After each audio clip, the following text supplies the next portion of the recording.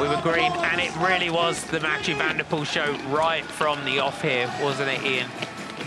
It was. You could see the intent from him, even in that first turn, taking a couple of bike lengths out of the European champion, Thibau Nys in second place. Really attacked the first time through the sand. Thibau Nys, the only rider to be able to go with him as the gaps opened up behind straight away. And it's the consistency, to be able to do this so consistently, you know, to have the luck for everything to go your way is incredible. Thibau Nys' race early on, it wasn't without errors, but he did recover and he made that charge, and it's another day of what might have been, I think, today. Definitely early on looked like he was struggling a little bit in the sand, but he definitely found his rhythm after that and really rode into the race. Thibau Nys eventually dropped back from this man into that chasing group.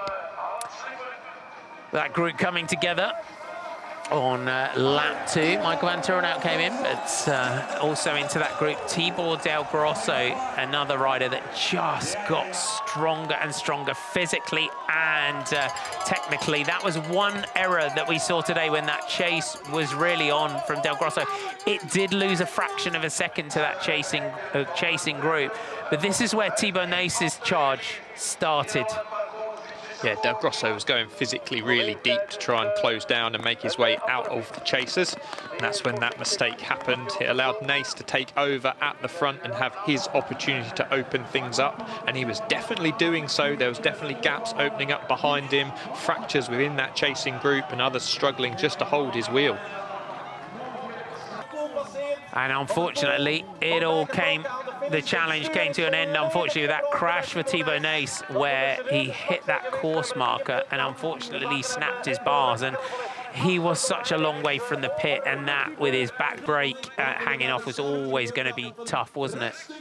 It really was. You saw how hard he went into the barriers, how quickly that bike got out of shape, spat him into there. A little bit lucky, really, that the bike took the brunt of the force into that wooden stake, and physically he was A-OK. A shake of the head and a sly grin after the bike change, and he got on his way.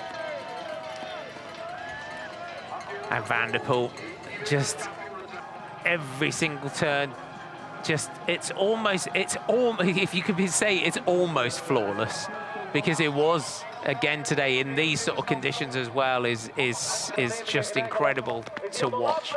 And with just the excitement, I think, around watching the development of Tibor Del Grosso at elite level as well. We know what a superstar he is from under 23s, but as you said, it's that hour-long consistency, it's that extra bit of racing, those extra laps that is the challenge for a U23 when they step up to elite.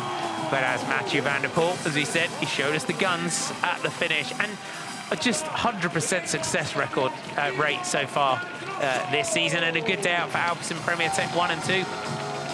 They continue their unbeaten streak since the 1st of January, since that name change. Alpecin Premier Tech unbeaten within the men's races. And Emil Verstringen, another really, really good day out for him. As we said, he is becoming just so consistent. And then, unfortunately, Thibau Nys, that left foot just coming out of the pedal as Van der Poel takes the sprint. But it really keeps the World Cup alive in terms of the points and where we are today. Going into the day, that is going to give Mathieu van der Poel 200 points in the World Cup overall. And a good day out for the fans. It never disappoints them, does it, this race? It's a huge crowd that come here. Many congratulations. You started like a cannonball. Was that on purpose?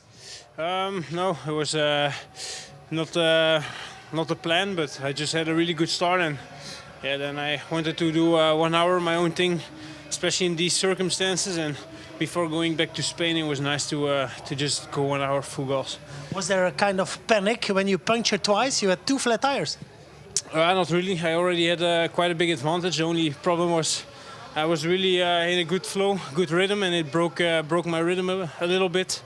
I lost some time, and also, yeah, it hurted the legs because it was quite a long stretch to ride on a flat tire. But yeah, I never really panicked because I felt I had a pretty good day today.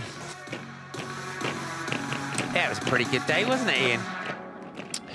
Yeah, not bad going. puncher.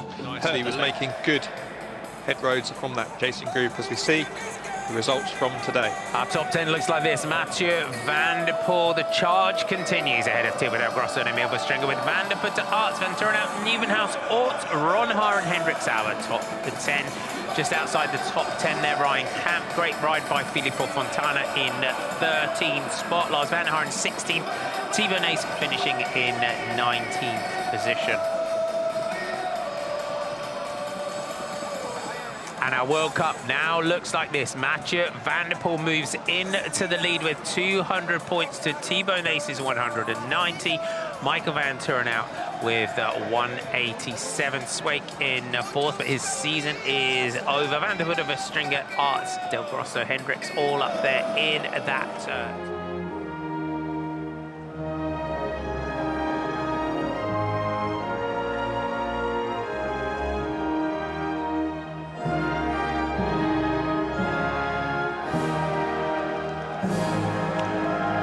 The national anthem of the Netherlands rings out.